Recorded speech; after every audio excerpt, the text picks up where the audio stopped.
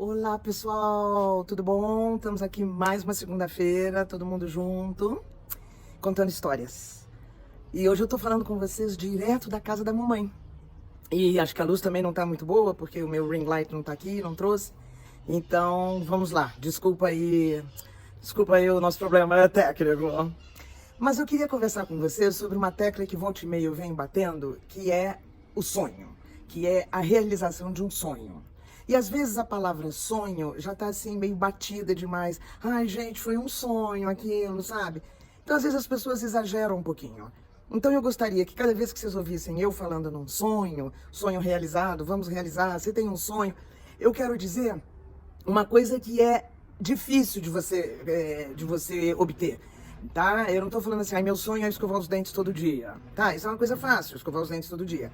Eu quero dizer uma coisa que tá fora do seu dia a dia, que é uma coisa mais difícil, é uma coisa que tem que ser construída, é uma coisa que tem que ser batalhada. Por exemplo, eu no momento tenho um sonho de fotografar gorilas na África. Mas isso custa dinheiro, isso precisa de um planejamento, então está sendo trabalhado, está sendo uma coisa que eu estou aqui juntando as pedrinhas para formar o quebra-cabeça e embarcar e ir. Podem ter certeza que vocês vão saber esse dia que chegar, né? E por que eu bato tanto nessa tecla de sonho? Porque, pessoalmente, eu já tive alguns acontecendo, eu já tive alguns sonhos que se tornaram realidade. E foi simplesmente, assim, excepcional, maravilhoso.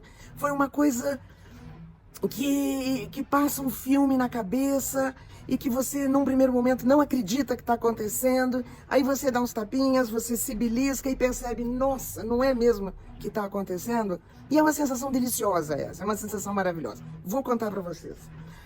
Eu fui criada na época da Guerra do Vietnã. E como fui criada boa parte da minha infância, infância e comecinho da adolescência no Brasil, o Brasil era pró-Saigon, que mudou de nome, né, Ho Chi Minh agora, mas enfim, era pró-Saigon, portanto, contra os comunistas do norte, do Vietnã, Hanoi, né? E era isso que eu lia nas manchetes do jornal, era isso que eu ouvia meus pais comentando, era isso que às vezes a gente ouvia nos rádios, enfim, Guerra do Vietnã foi a minha infância.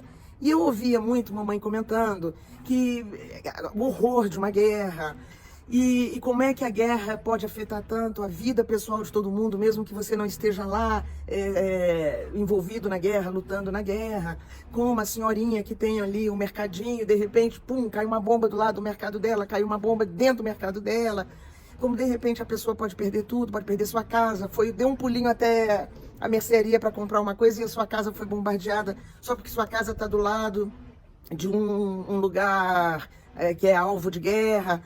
Enfim, mamãe, em linguagens infantis, porque eu era uma criança, foi me falando do horror da guerra e foi me atualizando com o que acontecia no mundo.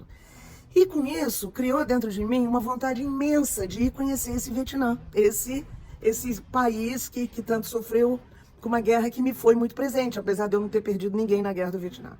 Os anos passaram e era uma coisa que eu queria muito, os anos passaram e de repente, em 2002, eu acho que foi, 2003, não sei, apareceu uma chance e lá fui eu para o Vietnã. A princípio, eu ia só para Saigon, porque Saigon e minha infância estão totalmente conectados. Eu vou só para Saigon, tirei o visto, desculpa, tirei visto para ir, brasileiro precisava, não sei se ainda precisa de visto. E na hora de comprar passagem, meu marido falou, mas por que você está querendo ir só para o Saigon? Ah, por quê? Expliquei. Ele disse, menina, você já tirou o visto? Vá visitar o norte também, vá a outros lugares. E resolvi ir. E aceitei a opinião dele e lá fui para Saigon primeiro e depois Hanoi. Gente do céu, vocês não acreditam. Me arrepia até hoje de falar, de eu estar ali vivenciando todos aqueles lugares que eu via na televisão, no jornal, que eu ouvia, que eu lia. E ver aquelas pessoas, muitas delas ali que tinham passado pela guerra, porque já são pessoas mais velhas, e locais locais onde os americanos se escondiam, onde treinavam os vietnamitas, e depois mais tarde os Vietcong chegando, e aquela música, se eu não me engano, é italiana. Ele era um garoto que, como eu, amava os Beatles e os Rolling Stones, girava o mundo, mas acabou. lutando a guerra no Vietnã, e assim vai. Então, aquela música me soava na cabeça. Gente, foi uma experiência maravilhosa, que eu altamente recomendo. E depois disso, fui a Hanoi, que era então a central dos comunistas, mas aí eu consegui separar, e enquanto eu estava em Saigon, na minha cabeça, eu estava visitando o Vietnã de guerra. E quando subi para Hanoi, eu estava na Indochina. Aí mergulhei nos livros de história, lá do meu primário, começo do ginásio, entrei na Indochina com tudo, bárbaro, Hanoi, a influência francesa na arquitetura, os vietnamitas, as falando inglês com sotaque de francês, oh, que charme! Maravilhoso, aquele cabelo lindo das meninas, aquele cabelo preto esticado, brilhando, brilhando, brilhando. Lindo, aquelas roupas diferentes, roupas asiáticas, porém diferentes da China, onde eu morava na época. Gente, foi uma experiência maravilhosa. Voltei flutuando, já fui ao Vietnã outra vez depois disso e volto quantas outras vezes a vida me der a oportunidade, né? Então, tudo isso para dizer que de experiência própria, eu conto para vocês. Ter um sonho acontecer, realizado ali, você viver essa experiência é maravilhoso. E te dá ganas, assim, para... Ai, what's next? Assim, qual é a próxima? Qual é a minha próxima ideia? Qual é a minha próxima alcance? O que eu quero agora? Tá? Qualquer dia desses vou contar uma outra história, mas aí já não é mais no Vietnã, tá bom? Então vamos lá, minha gente.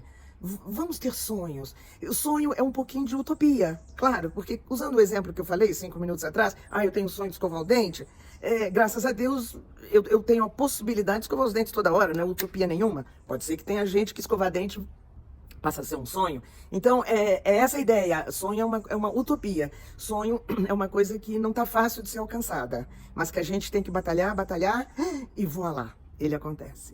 Tá? Me conte qual é a sua experiência de um sonho alcançado, de uma ideia que você tinha, uma utopia sua que foi alcançada e deixou de ser utopia. Me conte.